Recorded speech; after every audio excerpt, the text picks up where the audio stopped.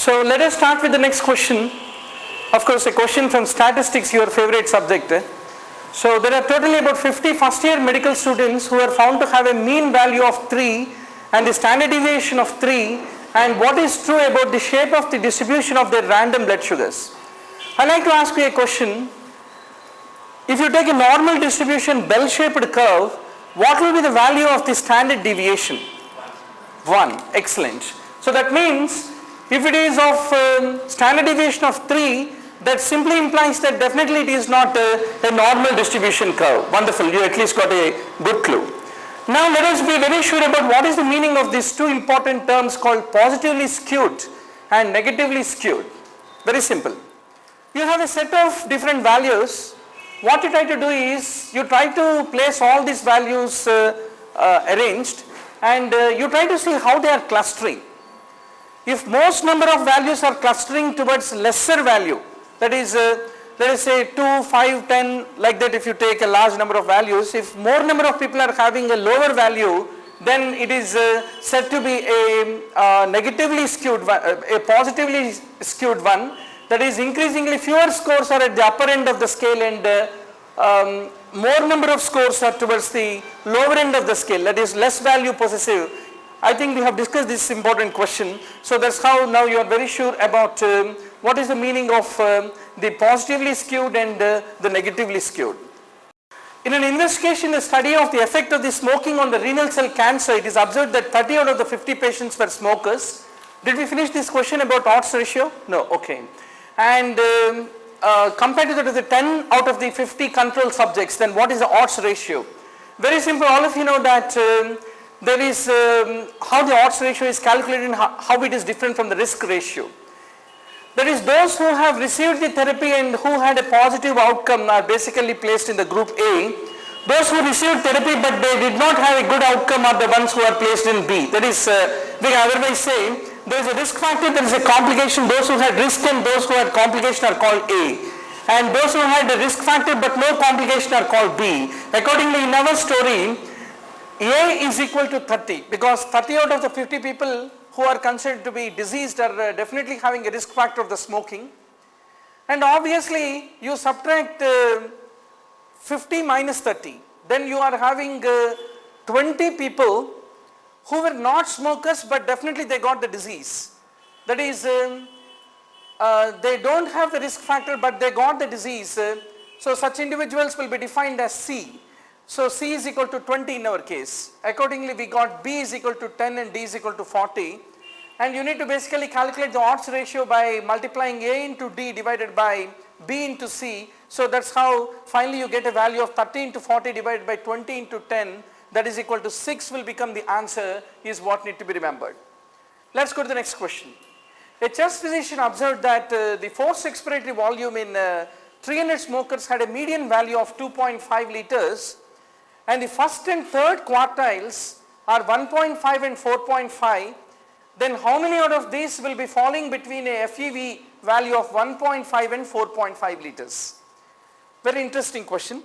Of course, for the state entrance it is a typical question, but definitely for a national entrance it is a typical question. Let us be very sure about few concepts. What do you mean by first quartile? Typically, first quartile in a group of values means to say that the values are arranged such that 25% of the values will fall at or below that particular value. What is the meaning of third quartile? That is, 75% of the values will be falling at or below this value. Let us say there is a 200 MCQ test, a mock test. If I say the first quartile is about 80 marks, that means to say if 100 people have taken that particular test, what is 1/4 of that 100 people? 25 people are getting marks more than 80. And if I say that the third quartile is about 170 marks out of 200, that means to say 75% of people got marks more than 170. I mean, they possess that particular mark. Generally, the first quartile will be a higher value because very less number of people will have generally higher value in a test like entrance exam. Third quartile, that is 75% of the value will fall at or below that particular value. They will be having a a relatively lesser score in the case of an entrance exam. So first quartile will be approximately calculated how? By placing all the group of the values in an ascending order and determining the median of the values below the true median and identifying at which value 25% of the people are possessing that particular value will give you an assessment about the first quartile. A similar exercise is done and identifying 75% of people are containing which value, that gives you the third quartile. Then when you got the quartile, then obviously you will also have another thing called interquartile. So what do you mean by interquartile range? When you subtract the first quartile from the third quartile, whatever that you get is called as the interquartile range. What is the importance of the interquartile range? It is at this interquartile range of values that 50% of the data will be located. That is 50% of the people will be containing the values which fall between this interquartile range. That means between first quartile to third quartile, that particular values are there that are possessed by 50% of the people. Now in our given case, how many total number of people are taken? 300 people. Already examiner gave you 4.5 and 1.5 liters are basically the first and the third quartiles. And he is asking you between 1.5 and 4.5 how many are falling? They are all falling between first and third, means they are the interquartile range, who constitute about 50% of the population. So total number of population being 300, 50% out of that being 150. 150 people will be containing the values in the interquartile range, defined the value between the first and the third quartile, which is defined by 1.5 and 4.5 liters is what I want to underscore to all of you. So that's how the answer has become 150. Let's go to the next question. There are 100 glaucoma patients and the distribution of the intraocular pressure is about 30 millimeters and the standard deviation is 1. This is a simple question. I think most of you would have answered it.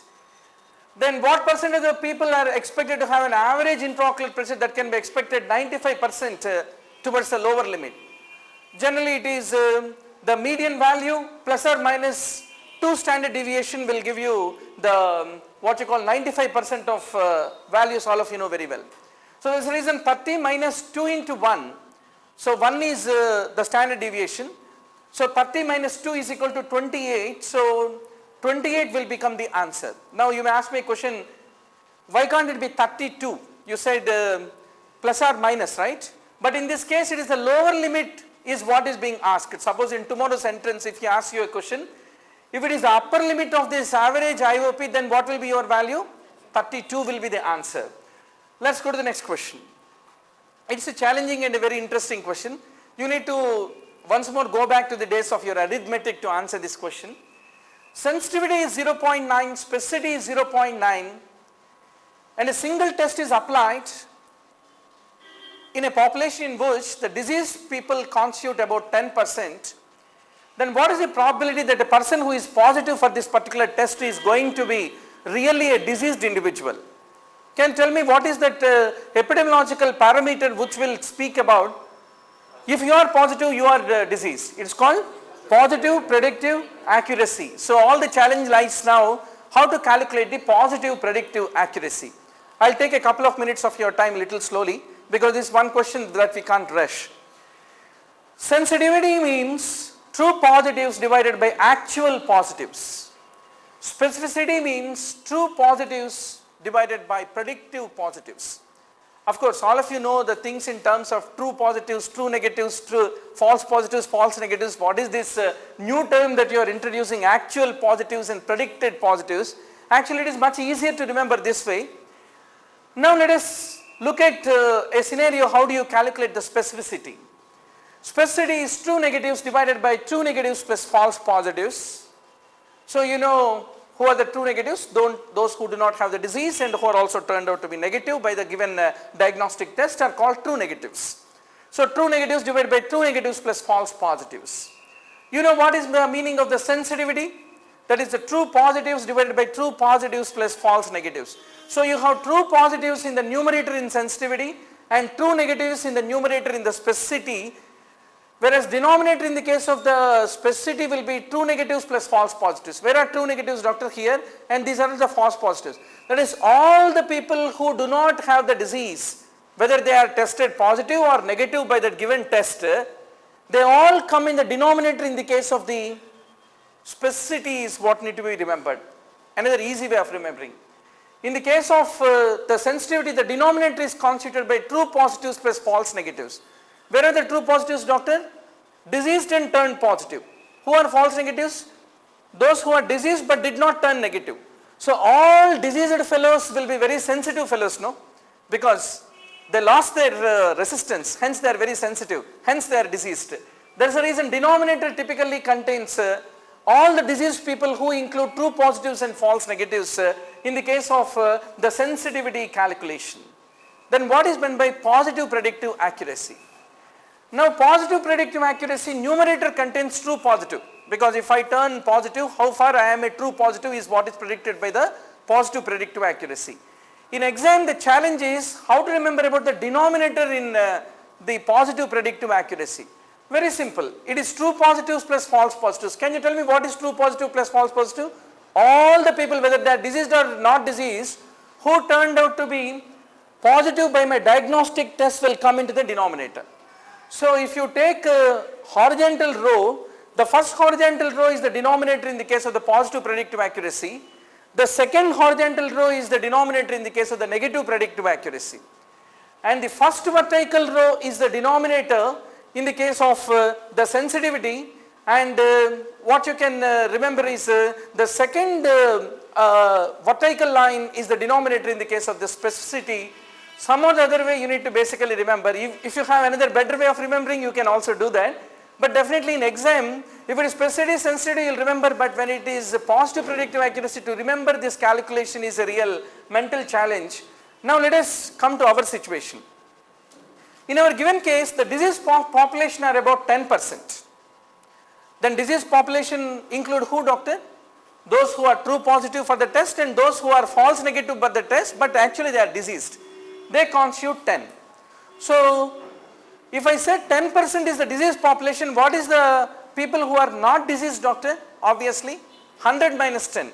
So that is 90 people are basically not diseased. Though I am not diseased, I may be turning positive by the test. So I can be a false positive fellow or I can be a true negative fellow, but I am a not diseased fellow. So this 90 will give you false positives plus true negatives value.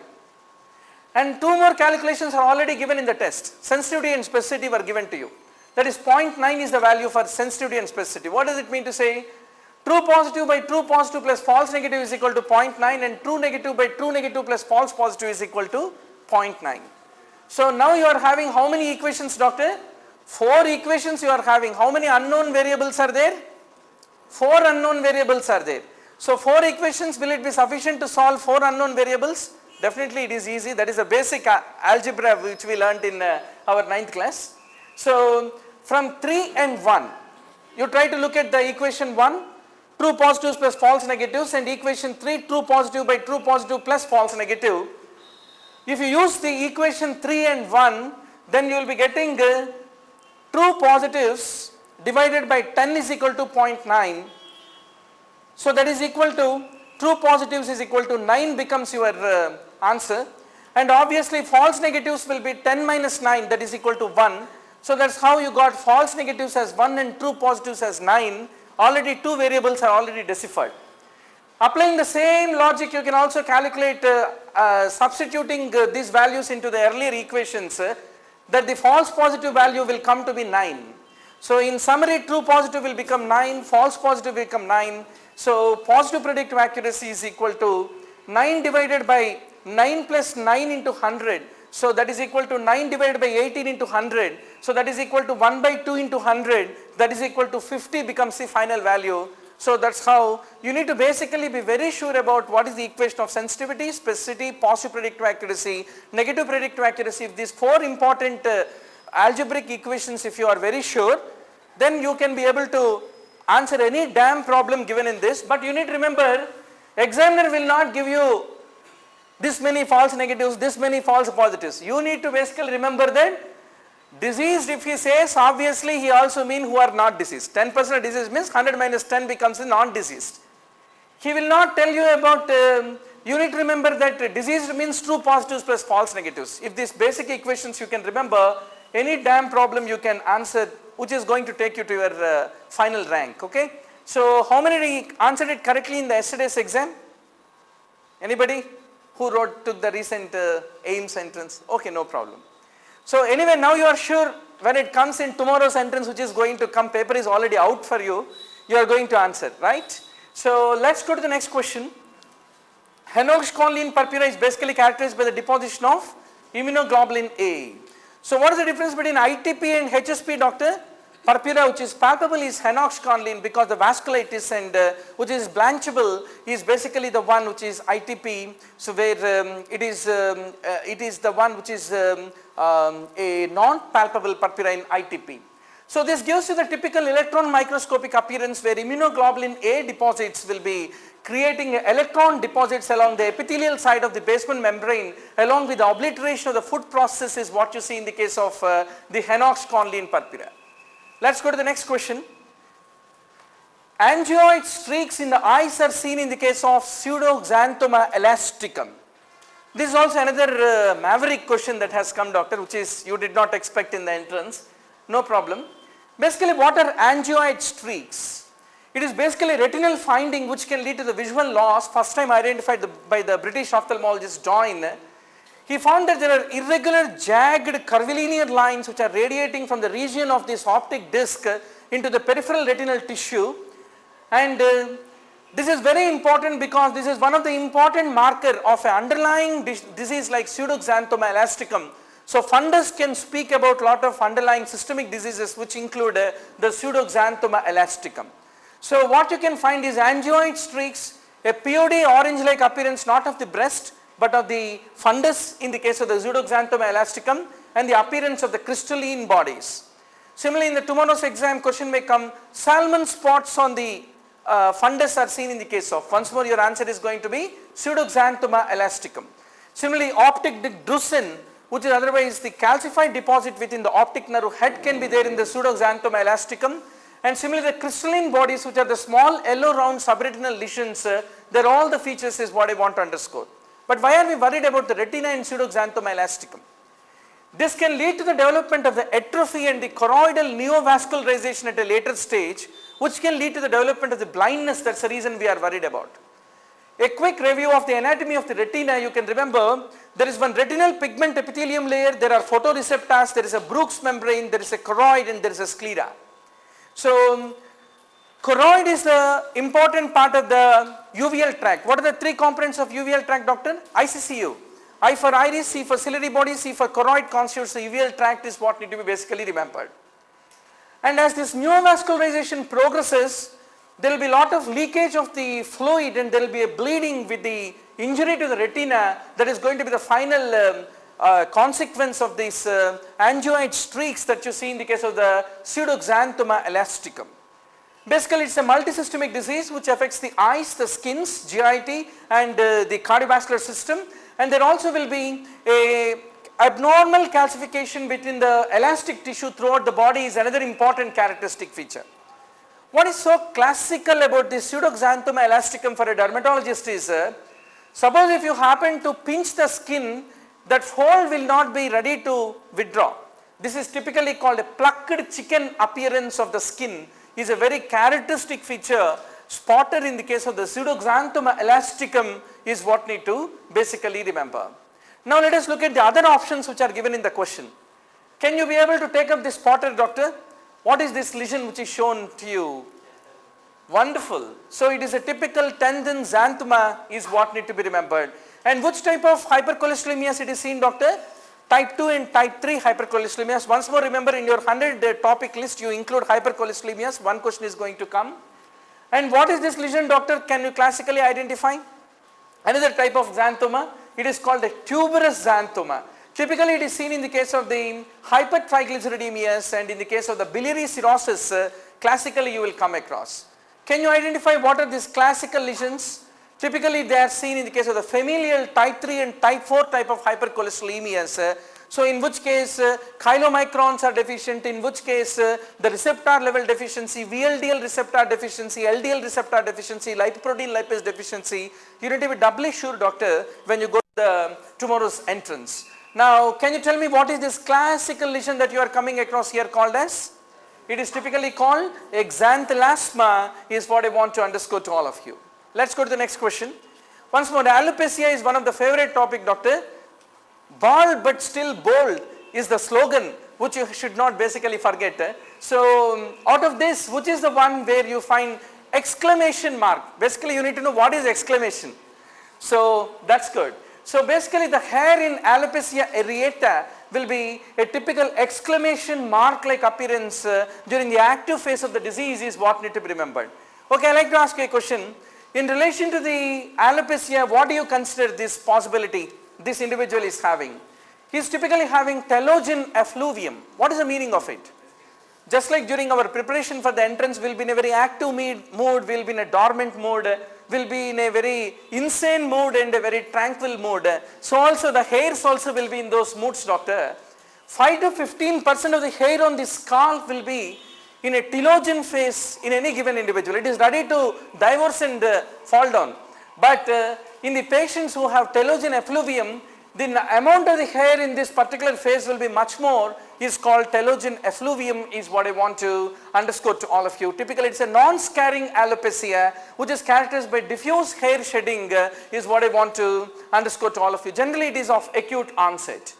Now in relation to alopecia, can you identify, doctor, this kind of lesion where you are finding a hairless area selectively? Similarly on the eyebrow also very selective area of the hairlessness is there. It is called alopecia mucinosa, which is the next option that is given to you. So it is basically like a dermatological eruption with the follicular plaques and accumulation of the mucinous material within the hair follicles will be occurring, and it is a typical degenerative process is what I want to underscore to all of you. Now can you identify what is this classical type of alopecia that we are talking about, doctor? Androgenic alopecia, but androgenic does not mean it is seen only in the men. That is a very important thing. It is also seen in the case of the women. Typically middle-aged women is what we need to basically understand. Let's go to the next question. Where do you see Potrier's microabscesses? Once more a classical question like the spin bowler Murali's balls you must play like a Sachin Tendulkar in the tomorrow's exam. You need to be doubly sure. There should not be any surprise. But sometimes there can be some questions which are surprising which fall beyond third quartile of the population. You need not worry about them also, that is very important. Okay. So it is seen in the case of the mycosis fungoides, all of you know very well. Typically in the mycosis fungoides, if you take the histology, which is a basically cutaneous lymphoma, what you can see is the extensive upper dermal infiltration is a very classical feature. And in the case of the mycosis fungoides, there can be a plaque stage, a xerotic stage where it is very dry, and there will be a fine scaling which is all very typical feature in the case of the mycosis fungoides. Now let us look at the other options that are available for you. Sometimes there can be papules, sometimes there can be nodules which are solitary, that also can occur, but can you tell me which condition this is the cutaneous manifestation? In the case of the sarcoidosis is what need to be remembered. Sarcoidosis cutaneous manifestations can include reddish raised lesions like this. And can you tell me what is this in the sarcoidosis called as skin lesion? Lupus pernio is the name which is being given. Characteristic chronic sarcoidosis where facial lesions can be seen is what I want to underscore. Now can you tell me what is this classical lesion that you are seeing, doctor? Where do you like to place this? It is once more those indurated and violaceous lesions of the lupus pernio that you can see in the case of the sarcoidosis should not be basically forgotten. This is one of those classical diseases which is very scarring in nature and very debilitating in nature. Can you tell me, doctor, हम इस देश के वासी हैं जिस देश में TB बहती है. So what is that TB of skin called? Lupus vulgaris should not be forgotten in this elderly female, and when histology has been done you can find the presence of the caseating granulomas which is very classical in the case of the lupus vulgaris is what I want to underscore. Can you be able to identify what is this classical lesion? The other option that is given to you among the 4 options, pityriasis, lichenoids, chronica is a typical lichenification or a chronic period of time is what you classically see. Let's go to the next question. Adenoma sebaceum is a characteristic feature of which condition is another favorite question of the examiner. Now can you identify what are these classical lesions? These are seen in the case of the tuberous sclerosis. The adenoma sebaceum is a cutaneous marker is what I want to underscore. Can you tell me what are the other cutaneous markers, doctor? You can find a shagreen patch, you can find periungual fibromas, which are also the classical feature in the case of the so-called tuberous sclerosis, which also involves the neurological system. In fact, primarily involves the neurological system. And this is another appearance of a hypomelanotic skin macule called the ash leaf spot, which you can come across in a patient who is having the tuberous sclerosis. A child with the tuberous sclerosis can present with the seizures, with the mental retardation as the clinical presentation, because of the presence of the subependymal nodules like this, which are basically the hematomas that you can come across in the tuberous sclerosis. Now let us look at the other options that are given to you. What is this classical lesion, doctor? Incontinentia pigment syndrome, which you see on the child's chest and the arm, is what this kind of lesions. One of the options given is incontinentia pigmentosum. That is not the condition, and that is not going to be the answer. Let's go to the next question. A 25-year-old presents with the pigmentation of the nose and the pinna. After voiding his urine, it becomes black and his spine is almost likely to show what? Basically, what is the underlying condition? Alkaptonuria. Excellent, doctor. So, it's autosomal recessive metabolic disease. Homogenesic aciduria with the arthritis with ochronosis will be there, and typically ochronosis will lead to the musculoskeletal manifestations, especially involving the hip, knee joint and the vertebral column is what need to be remembered. It can involve the eyes, skin pigmentation can be there, genitourinary calculi can form, and even it can involve the aortic valve where cardiovascular ochronosis can occur is what I want to underscore. Now this gives you an axial C disc section through the L4, L5 intervertebral disc space in a patient who is having the ochronosis. What you can classically see is, you can see the presence of the calcification of the intervertebral disc is a very characteristic feature. Similarly, it is a case of the lumbar spine of the ochronosis. Don't you think that there is some calcification compared to that of this lower vertebral body? Definitely. So this kind of vertebral body calcification is a classical feature in the case of the ochronosis is what I want to underscore. So a 1-year-old child with multiple fractures at the various stages of the healing, this is another favorite question of the examiner. The battered baby syndrome should not be basically forgotten, doctor. This is a typical isotope scan which is showing you the multiple areas of the fracture in the various stages of the healing, which is a very classical feature. So non-accidental injury is the other name which is given for the battered baby syndrome is what need to be remembered. A 50-year-old man with multiple pathological fractures with a serum calcium 11.5, phosphate 2.5 and alkaline phosphatase 940, what is the proper diagnosis? I like to ask a question. 11.5 of the serum calcium, do you think is abnormal or normal value? It is definitely hypercalcemia, there is no doubt about it. Phosphate of 2.5, is it hypo or hyper or normal? It is hypo, very good. And also alkaline phosphatase 940 is also an elevated value, there is no doubt about it. So now you got the diagnosis, doctor. Now this is a typical appearance of the Looser's zone which you see in osteomalacia, and you need to know the difference between osteomalacia, osteoporosis. They are different from each other. Vitamin D deficiency leads to osteomalacia, and basically elderly individuals losing the matrix of the bone is what you see in the case of the osteoporosis should not be basically forgotten. Now if you take the serum calcium phosphate and alkaline phosphatase in our earlier friend, that is a elderly man, everything will be normal, but in spite of that he will develop the fractures because of the osteoporosis. So first thing for you to consider osteoporosis is calcium phosphate, alkaline phosphatase must be normal inevitably. That is the fundamental aspect.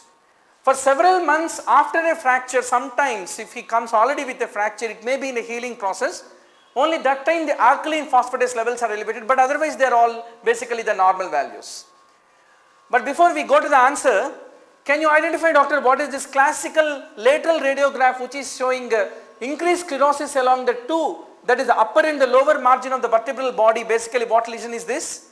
It is called the Rugger-Jersey spine, which you see in the case of the renal osteodystrophy should not be basically forgotten. So it is a characteristic end plate sclerosis is a classical feature. Now what is that you are seeing here? It is a subperiosteal resorption, and also you can see the resorption of the distal tuft, which is a very classical feature in the case of the hyperparathyroidism, which occurs secondarily because of the renal failure. And also in the case of the hyperparathyroidism, you can see the presence of calcification in soft tissues which can occur, as what you can see in the patellar tendon, there is a calcification in this given case. Now let us talk about hypercalcemia before we go ahead with interpreting our case. Elevated serum calcium above the value of 10.5 is called hypercalcemia. Basically, whenever you are interpreting the calcium value, you need to basically take albumin also into consideration. Now, the serum calcium basically in relation to the albumin is given a corrected value. How do you calculate that? 0.8 into normal serum albumin minus patient's albumin plus the serum calcium will give you a corrected calcium value is what I want to underscore. Suppose if the patient is having a hypoalbuminemic state, then what will happen, doctor? Normal serum albumin minus patient's albumin value become a bigger value. So that into 0.8 also becomes a bigger value. So obviously the corrected calcium will be a bigger value than what you are actually seeing in a hypoalbuminemic patient. If the patient is having multiple myeloma or any condition where excess albumin is there, what will happen? Normal albumin minus patient albumin become a smaller value, and the correction will bring you a value which is lesser than what you are actually seeing. So that is the reason, doctor, always you need to take into consideration the serum albumin in a patient with a nephrotic syndrome who is having hypoalbuminemia. The value which you are seeing is actually a lower value. You need to correct it with albumin, you will get a higher value. That's what need to be basically remembered. Now, whenever you are having hypercalcemia, there are important considerations. In addition to the hypercalcemia, you are also having a low phosphate, then it is indicative of the presence of the hyperparathyroidism. Why? Parathormone will cause the calcium resorption and phosphaturia and make the phosphate to be lost, leading to the development of the hypophosphatemia is what I want to underscore to all of you. Similarly, the presence of anemia, high sedimentation rate with the abnormal serum globulin with a low albumin with a proteinuria in a patient who is having hypercalcemia is equal to multiple myeloma. That is the reason the option is not similar. I mean, that is not the option in our given case because such values were not given in our case. Once more, the presence of an elevated parathormone in addition to the hypercalcemia indicates that the patient is having hyperparathyroidism. If hypercalcemia is associated with the blood urea nitrogen elevated with the creatinine also elevated, that means to say the patient is having renal failure. Because of that, he is having hyperparathyroidism secondarily, and that parathormone has caused the calcium to become recovered. So that's the reason the patient will have either normal or elevated calcium levels if he is having underlying renal failure. Basically, renal failure will cause vitamin D deficiency primarily because 125 hydroxylation cannot occur, 1-alpha hydroxylation. That is the reason when vitamin D levels are low, the calcium absorption is low, that lead to hypocalcemia, that causes secondary hyperparathyroidism, that will cause the calcium reabsorption, that finally keeps the calcium either normal or little elevated. That's what need to be basically remembered. Now the question is, from where is the parathormone sucking all that calcium? It is sucking from the bones. That's the reason in a patient with a chronic renal failure will develop the signs of bone resorption. From where else it is causing the calcium to be sucked? It is sucking from the tubular fluid. That is the reason there is a development of normal calcium or hypercalcium after the secondary hyperparathyroidism comes into full play. How about alkaline phosphatase? The elevated value of the alkaline phosphatase in a hypercalcemic individual means to say either there is any fracture of the bone which is in a healing phase, or it is also suggestive of a process which is occurring within the bone like the Paget's disease of the bone or a metastatic breast or prostate cancer to the bone. Also leads to the blastic lesions within the bone which lead to the development of the alkaline phosphatase to become elevated is the golden rule. But if alkaline phosphatase is elevated, generally it is against the diagnosis of which condition, doctor? In a hypercalcemia for multiple myeloma. But multiple myeloma patients who developed a fracture, whose fractures are healing, can have alkaline phosphatase elevated because after all, diseases don't read textbook and prepare for entrances, right? So that is the reason they behave in a little erratic manner. What do you mean by hypocalcemia? At the same shot, let us complete for this year's entrance exam. So less than 8.8 is called hypo. It also need to be corrected with the serum calcium. So quickly tell me, doctor, what are all the causes? Hypoparathyroidism, vitamin D deficiency, renal tubular acidosis, magnesium depletion, the other divalent cation depletion leads to calcium depletion also. Acute pancreatitis and cisplatinum, pentamidine, ketoconazole, phoscarnate should not be basically forgotten. So in our given case, doctor, the patient is basically not having a hypocalcemia, he is having hyper. So it is very less likely to be any vitamin deficiency. Vitamin D deficiency is what need to be basically remembered. So it is purely a case of the hyperparathyroidism is what I want to underscore to all of you. So let's go to the next question. Pain and tenderness along the lateral condyle is basically called as the tennis elbow, where it is along the lateral epicondylitis. What do you mean by golfer's elbow, doctor? Typically medial epicondylitis is called golfer's elbow. Now comes the pitcher's elbow, which is also given among your options.